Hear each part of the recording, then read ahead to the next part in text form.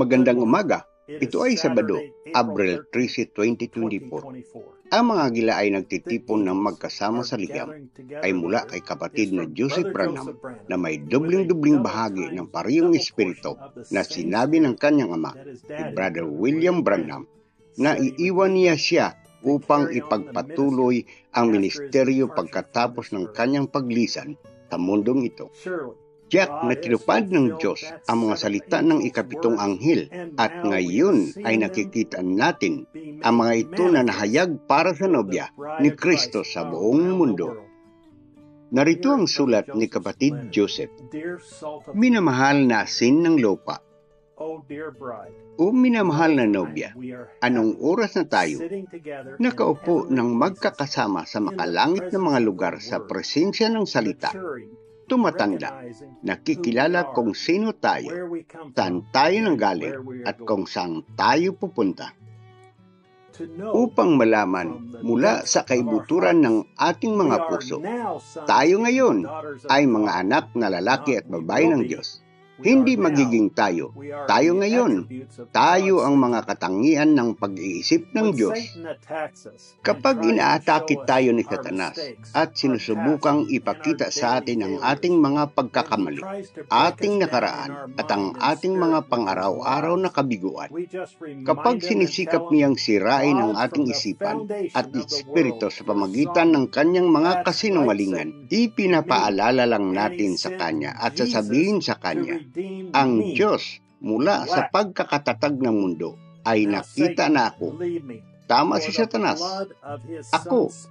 At sinugo niya si Jesus para tubusin ako. Hampasin ngayon, Satanas. Iwan mo ako sapagkat ang dugo ng kanyang anak ay nagsasalita para sa akin. Hindi ko pwedeng magkasala. Ang pagkakamali ko, oo, ang dami kong pagkakamali. Hindi man lang nakita ng Diyos. Ang tanging naririnig niya ay ang aking tinig na sumasamba at nagpupuri sa Kanya at ang tanging nakikita niya ay ang aking representasyon. Ang ating representasyon ay nagtitipon sa atin mula sa silangan at kanluran, hilaga at timog. Pinag-iisa tayo sa ilalim ng salita ng kanyang inalaan para sa kanyang nobya sa tape. Ito ang tanging bagay ng kanyang parangalan, sapagkat ito ang kanyang inalaan na daan. Ano ang susunod niyang sasabihin at ihayag sa atin?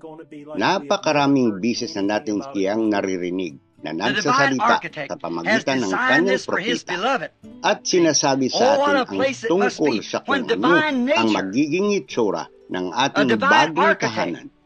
Ngunit sa pagkakataon ito ay magiging parang wala tayong narinig tungkol dito dati. Idinisenyo ito ng divine architect para sa kanyang binamahal. Kita mo? Anong lugar ito ng ang banal na kalikasan? Isang banal na arkitekto ay nagdisenyo nito para sa isang banal na katangian na banal na itinalaga ng isang banal na Diyos na siya ang may akda ng banal na buhay. Ano kaya ang itsura ng lungsod na iyon? Isipin mo, hindi namin halos mapigilan ang sarili namin. Ang aming pananabik at pag-asam ay natatuktok.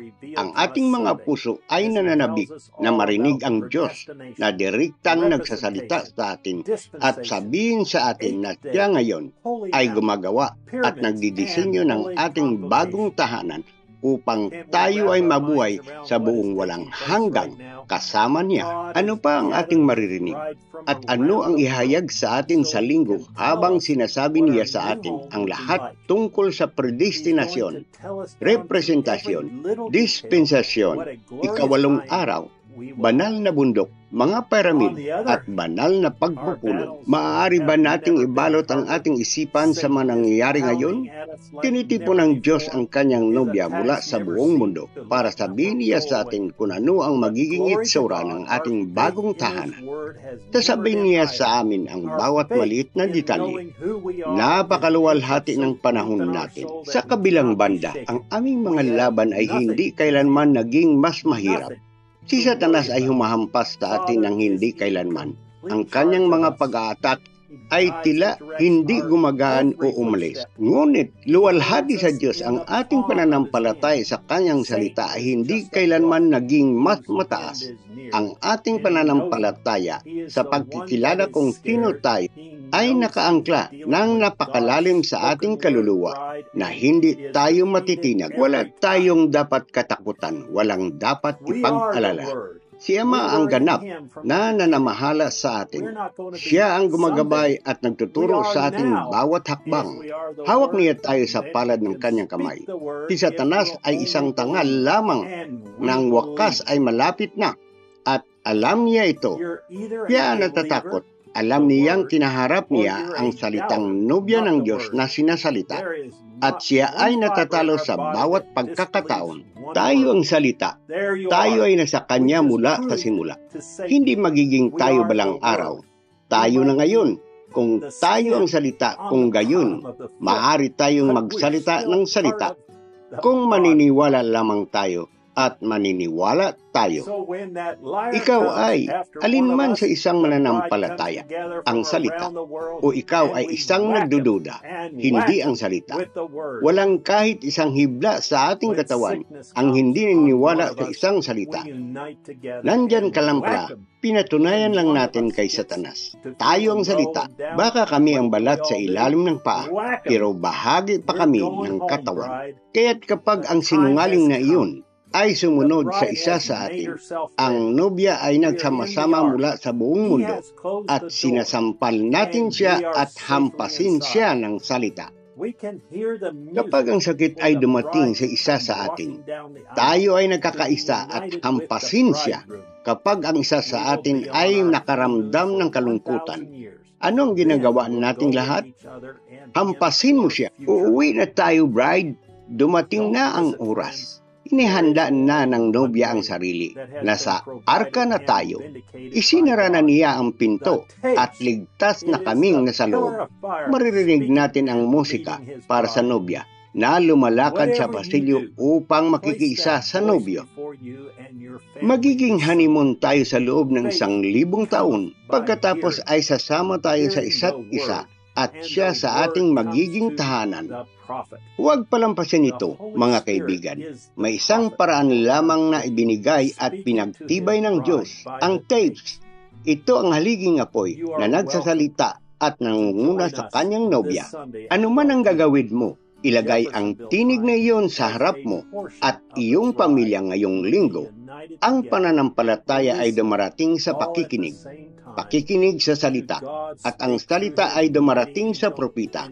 Ang banal na Espiritu ay ang propita para sa ating panahon na nagsasalita sa kanyang nobya sa pamagitan ng mga tape. Inanyayahan kang sumama sa amin ngayong linggo sa alas 12 ng tanghali, oras ng Jeffersonville, dahil ang isang bahagi ng nobya ay magkakaisa na nakikinig sabay-sabay sa Diyos na nagsasalita sa pamagitan ng kanyang makapangyarihang anghel at sasabihin sa atin ang lahat tungkol sa ang magiging tahanan ng makalangit na nobyo at ng makalupang nobya. 64-0802 Brother Joseph Branham.